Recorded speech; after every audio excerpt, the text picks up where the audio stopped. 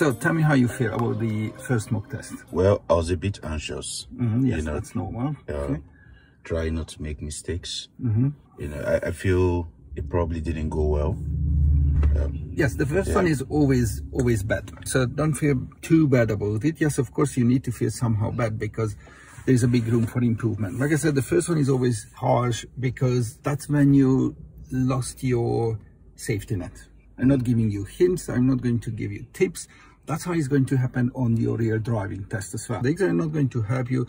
They're not going to point out things. They're not going to warn you. So you need to make all of the decisions by yourself. So you're going to go through all of them. How the whole system works these days, like I said, they're doing on iPad, but this is behind the iPad. These are the points how they're going to check your performance. First of all, there's a big room for improving planning well ahead and observation, because that's where we're lacking. So I'm going to explain all of them. This is yours, so you take it home. Then you will fix all of these ones in your head, because basically everything is up here. Then we will do the second mock test, then the third one. Then we should be able to get rid of these ones, because it's your brain will process all of these informations while you're at home. So let's go through one by one how the whole system works. Where you see a blue mark, the first row is for minor, S for serious, D for dangerous. Basically, we wouldn't be allowed to have any serious or any dangerous. We could have 15 minor, so I highlighted with red where we have problems, and also we can have a look at it, the sections. We have problem with the control of the vehicle. It's again planning well ahead. What's happening when you have a situation when the cars in front of you, they moved, you hit the gas pedal, then you hit the brake pedal. So basically you put the examiner, you put yourself, you put your passengers in limbo. That's why you're not failing on this one, but there is a room for improving. So you need to be much more gentler with the vehicle. If you see the queue is hardly started to move, don't hit the gas pedal, because when the queue stops again, then you would brake harshly. So planning, look ahead, not just looking the car in front of you and responding in the last second. Now, let's go through step by step. Move off safely. Very first moment at the test center, you failed your test. Because what's happened was, I asked you to move on when it's safe to do so. You did the blind spot check, that was absolutely fine. Then you realized the car wasn't in gear. Then you put the car into the gear, and then you just moved on. Here is move on safely. And then your second time, you should have checked the blind spots again, but you just moved on without blind spot check. So that's instantly the first fail on the driving test center. This is not a telling you off. This is how harsh it is, how realistic it is, how much attention you need to pay for every single one. Once the test started, there's no warm-up. It's a real test. Easy to fix. You just need to put in your head. I put here a note when the car was in neutral, and then you put into the gear, you've forgotten to check the blind spots again. So it's not a problem. You're not failing the test if you're not moving, and then you realize, oh, I'm not in the gear. Then you put into the gear, then you check the blind spots, you're totally safe. Because it's a human error, but if you don't check the blind spots, then we are in trouble. Changing speed, use of mirrors. Also, there is a room for improvement because we have plenty of them. So I can count it to 2, 4, 6, 8, 12, 11. You might check the mirrors, but you might not demonstrate it properly. So that means if the examiner doesn't see you move your head, they don't believe you, you check your mirrors. So very important, when you were going around parked cars, you did very well. But before you start to slow down, you should check the mirrors before you start to slow down. Most of the time, your action triggered the mirror works. So you started to slow down, then you looked into the mirror. But that's late. Because while we're checking the mirrors, we need to check who is behind us. Is anyone very close behind us? If yes, then we need to be very, very careful with the braking. But once you already started to slow down, then you look into the mirror, the examiner would say, it was just ticking box exercise, but it wasn't an effective mirror work. So make sure you put in your head, the first is the mirror work. Back to here. When you looked well ahead, and you see you're going to slow down, you have to use the mirrors. Check the mirrors first, then you start to slow down. And also before you move on in the queue. Often you stop and the queue moves, and then you just move without checking the mirrors. Every single time you need to create the triangle to check all the 3 mirrors, because motorcyclists, cyclists are allowed to filtering between cars. You might again check from the corner of your eyes, but if the examiner doesn't see it, they won't believe you, because they can't look like this, your eyeballs are moving or not, because they're looking ahead. They need to check your head is moving, facing towards the mirrors from their corner of the eyes. Easy to fix, you can improve it very easily. Signals. You change the lane how many times? 2, 4 times without indicator. That's bad. That's basic. First lesson. When we passing parked car, if we have only one lane and the vehicle or whatever obstruction is stationary, we're not indicating because we're just passing an obstruction. But when you have 2 lanes, you have to indicate. And you just moved 4 times to the other lane, like swinging on the dance floor without indicator. That's serious fault because drivers behind you, they have no clue what are you planning to do, so you're not communicating. That's very, very important. You have 4 serious ones, and the red one all would make you fail. But like I said, this one is not passing or failing, it's an assessment. It gives us a clue where we need to focus. So then there was one situation when you should indicate correctly when you left the roundabout and you just came out of the roundabout without an indicator, and there were cars behind us, there were cars waiting, entering to the roundabout. That means they have no clue what are we going to do, and we basically didn't communicating, so we didn't have the traffic to flow. If you wouldn't have anybody around you, you would be fine, you would get a minor. But if somebody around you where you need to tell them what are we going to do, then we are in trouble again. Use of speed. There is a little issue. At the beginning there was a 40 road and you kept driving mostly on 27. If traffic and somebody started to overtaking us, then we are in trouble. Luckily no one was around us, so therefore you get a minor, but you need to be careful. If it's 40 and if it's safe to do so, you have to do very close to 40. If it would drop down 25, 20, even nobody around us, we would fail the test. Lack of progress, use of speed. There is another one, so you can read the highlights at home. Undue hesitation. We talked about the speed, but the hesitation. We started the independent drive, and then your lane finished because your lane started to turn right, and you had to continue straight ahead. You did indicate it correctly, that was absolutely fine. But from 30, you dropped the speed to 12 for no reason. You see, there is a road marking says my lane is going to turn right because we had parked cars on the left-hand side. We're talking about the Shirley Test Center in Birmingham. And then your lane continues in the left. So you're passing the parked cars, you're indicating left, you go back on the same speed. There was no reason to drop the speed down to 12. Thereafter, there was a zebra crossing. From 12, there was no pedestrian. From 12, you dropped down to 8. It wasn't a traffic light control. It wasn't anybody waiting there. It was just absolutely hesitation because the examiner would say, you don't know how to treat a pedestrian crossing. You have no clue what to do. That was hesitation. So you're holding up the traffic behind you.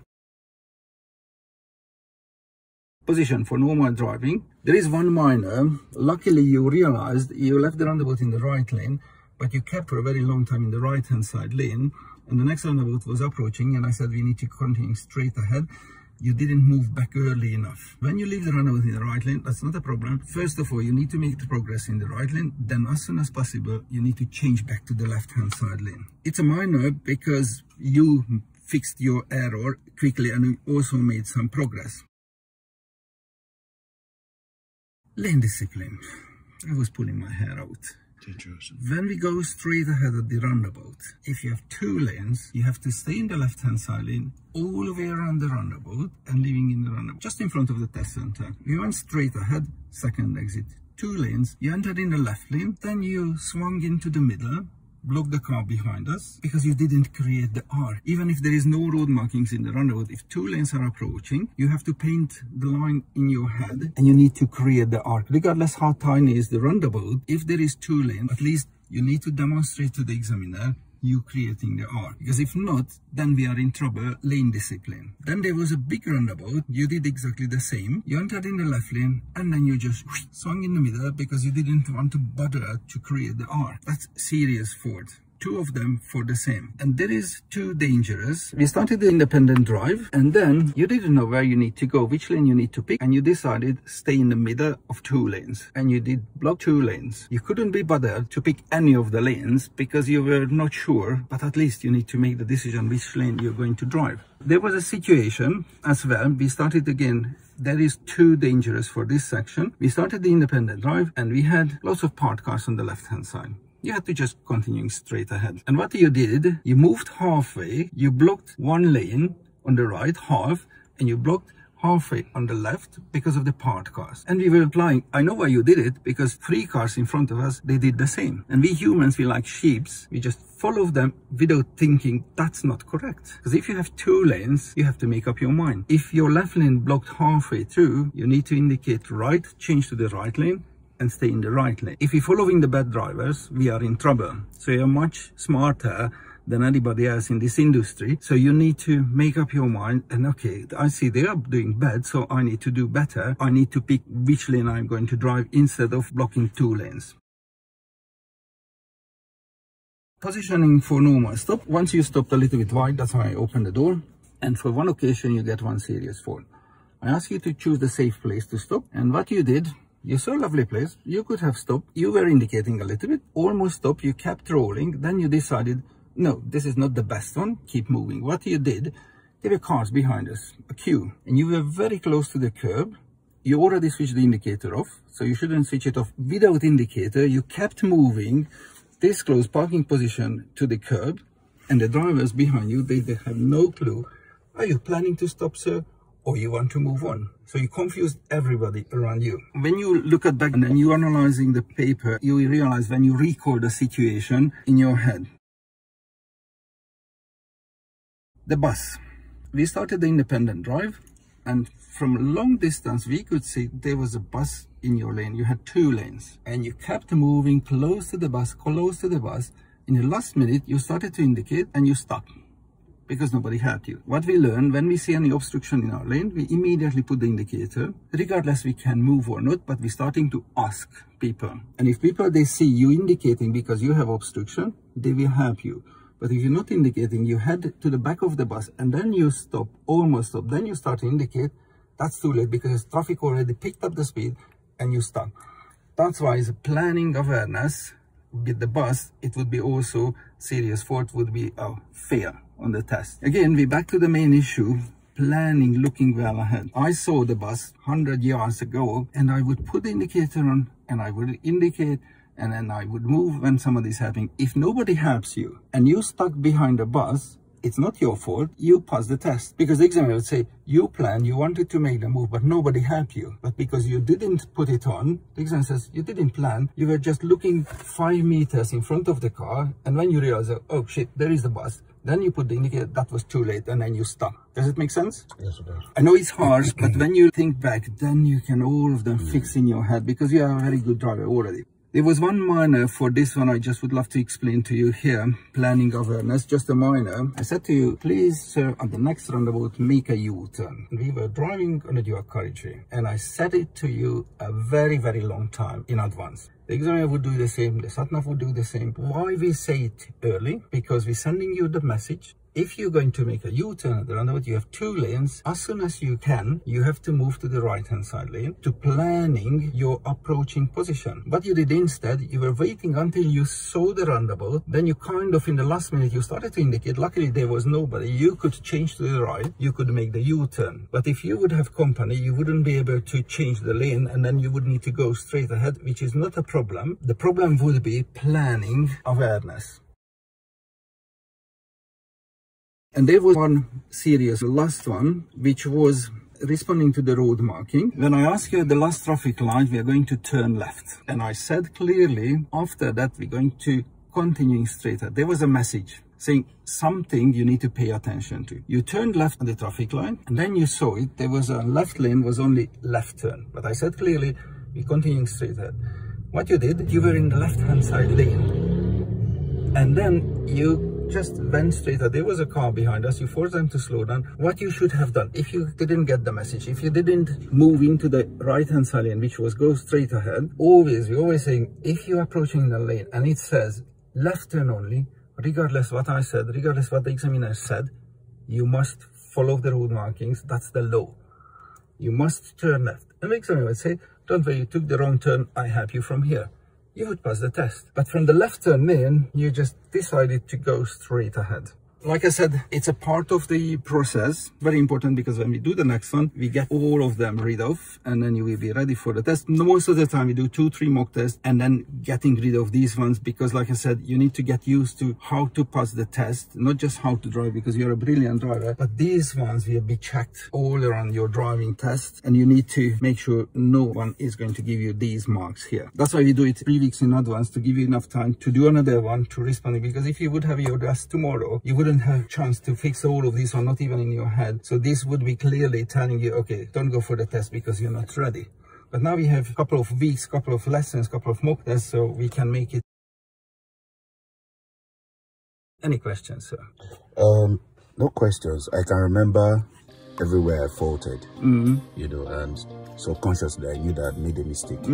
Yeah, so. But the explanation makes a lot of sense. Yeah, yeah. Thank you. All right, then, thank you.